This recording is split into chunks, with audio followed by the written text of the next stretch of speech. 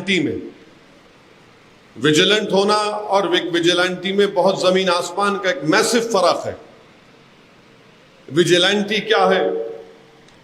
Vigilant ये है कि आप जब किसी बुराई को देखें, किसी जुल्म को देखें, तो आप एक जमहूरी तरीके से, पुरअमन तरीके से आप उस बुराई का खात्मा करें, एहतजाज करें।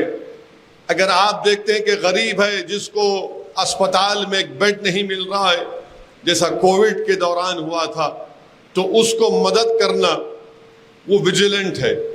अगर हम देखते हैं कि हमारे माशरे में, हमारे महल्ले में एक शौहर है जो अपनी बीवी पर तशद्दुद करता है, मारपीट करता है, तो उसको रोकना, ये विजिलेंट की निशानी है। अगर कोई बच्चे हैं जो इल्म से, तालीम से महरूम हो रहे हैं, तो अल्लाह ने आपको काबिल बनाया, तो आप उनको इल्म की शमा उनके लिए रोशन कर रहे हैं, वो विजिलेंट है। मगर विजिलेंटी वो लोग हो जाते हैं जो ये समझते हैं कि हमारे पास एक ताकत आ गई, एक मॉब कल्चर को अपना लेंगे और विजिलेंटी बनकर अपने मकासद को तकमील करने के लिए, और वो मकासद में ना बुराई को बुराई मानते हैं, ना जुल्म को जुल्म मानते हैं। तो ये बहुत ज़रूरी है कि एक विजिलेंट में और विजिलेंटी में इस फ़र्क को महसूस किया जाए। और यकीनन जब तक हम अपने दिल में बुराई को बुराई नहीं मानेंगे, हम जब तक अपने दिल में, अपने सोच और अपने फिक्र में जुल्म को जुल्म नहीं मानेंगे, हम ये विजिलेंट नहीं हो सकते हैं। तो यकीनन ये एक बहुत बड़ा चैलेंज भी है, मगर आपको और हम तमाम को, नौजवानों को, ये चैलेंज कबूल करना पड़ेगा। और अक्सर हम देखते हैं कि भाई विजिलेंट क्यों नहीं है, आप चौकस क्यों नहीं है? तो बोलते नहीं, मुझे रोज़मर्रा की मेरी मसरूफियात है, मुझे कमाना है, मुझे अपने ज़िंदगी के ज़रूरियात को तकमील करना है।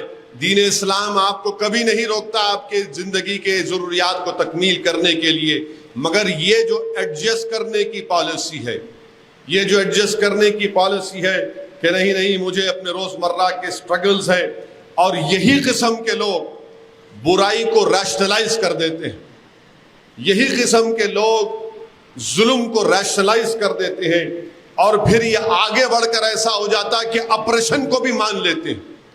और जो इख्तिदार की कुर्सियों पर जो लोग बैठकर जुल्म करते हैं, वो कहते हैं नहीं, वो ये जुल्म नहीं करेगा तो क्या करेगा, फिर बताइए आप। तो ये इस मिजाज से भी हमको बचने की बेहद ज़रूरत है। और फिर हम देखते हैं कि बाज़ लोग जुल्म करने वालों के साथ, बुराई को फैलाने वालों के साथ कॉम्प्रोमाइज़ कर लेते हैं।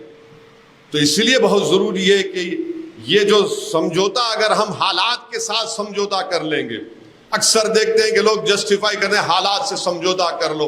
मेरे भाई, हालात से समझौता नहीं, अल्लाह की रस्सी को जो कौम मजबूती से थाम के रखती है, हालात उनके लिए बदल जाते हैं। जो लोग जालिमों से कॉम्प्रोमाइज कर लेते हैं, जो बुराई को बुराई नहीं समझते और एडजस्ट करने की बात करते हैं, तो फिर बर्बादी उनका मुकद्दर बन जाता है। मुझे यहाँ पर सन 57 की जंग आज़ादी के वो दो ज़ईफ़ खातून का किस्सा याद आ रहा है कि जब उन्होंने उस वक्त के गाजियों के साथ मिलकर अंग्रेज़ों के खिलाफ लड़ाई लड़ी। दो ज़ईफ़ ख़वातीन थे, और जब ये ख़वातीन अपने हाथ में ना हथियार, बस कुल्हाड़ी या तलवार लेकर निकलते, तो जो मुसलमान फौज थी तो वो कहते थे कि अम्मा रुक जाओ, अभी हम हथियार लेकर आते हैं, अभी हम गोलियां लेकर आएंगे, अभी और लोग आएंगे। मगर ये ख़वातीन उसको बुरा मानती थी, जुल्म को मानती थी, ये जालिम है, ये जुल्म कर रहा है, जुल्म के खिलाफ। तो ये ख़वातीन निकल कर उन फौजियों को कहती कि जब हम निकल गए, हमारे हाथ में कुछ नहीं है, तुम्हारे हाथ में हथियार है, तुम निकलो। वो उनको, अगर अंग्रेजी का राइटफुल वर्ड इस्तेमाल कर रहा है, कि उनको प्रोवोक करते थे कि निकलो, क्योंकि वो दो ख़वातीन अपनी इस बात को मान चुके थे कि जुल्म है, ये बुराई, हम इसका मुकाबला करेंगे। वहीं पर मुझे, आप जानते हैं कि टोंक राजस्थान में मुसलमान निकले, 4000 गाजी निकले, ऊदे रंग का अंग रखा और हरी रंग की पगड़ी बांधकर, इमामा बांधकर लोग निकले, अंग्रेजों से मुकाबला किए। उनके पास हथियार नहीं था, मगर एक अज़म था, हौसला था कि जुल्म कर रहे हैं अंग्रेज, ये बुरे हैं, ये बुराई को फैला रहे हैं। उन्होंने अपनी जानों को कुर्बान कर दिया, انہوں نے اپنے دل سے اپنے جسم کے ہر اعضاء کو یہ کہہ دیا تھا کہ ظلم ہے، یہ برائی ہے، ہم اس کا خاتمہ کریں گے. اس وقت تک خاموش نہیں بیٹھیں گے جب تک کہ ہم اس برائی اور ظلم کو نہیں روکیں گے. تو اسی لیے بہت ضروری ہے کہ ویجیلنٹ ہونا اسینشل ہے مسلمان کے لیے، ضروری ہے. ویجیلنٹی ہونا ضروری نہیں ہے، بلکہ ویجیلنٹی آپ ہوں گے تو پھر آپ ظلم کرنا شروع کر دیں گے. تو ماڈرن ڈیموکریسی میں ویجیلنٹ ہونے کا مطلب یہ ہے کہ آپ کو معلوم ہونا چاہیے کہ آپ کے فنڈامنٹل رائٹس کیا ہیں. ماڈرن ڈیموکریسی میں ویجیلنٹ ہونے کے لیے بہت ضروری ہے کہ آپ کو اپنے اطراف میں کیا ہو رہا ہے اس کی نالج ہونا ضروری ہے. اور نالج بھی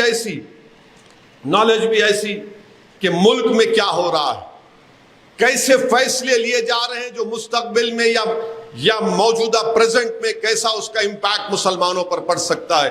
تو یہ بھی ایک ویجیلنٹ ہونا ضروری ہے.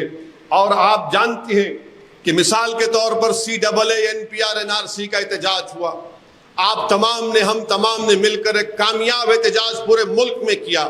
بلکہ میں تو یہ کہوں گا کہ بھارت کی آزاد تاریخ میں اگر مسلمانوں نے ویجیلنٹ ہونے کا مظاہرہ کیا تو CAA NPR NRC کا پروٹیسٹ تھا. میں مبارکباد دیتا ہوں آپ کو.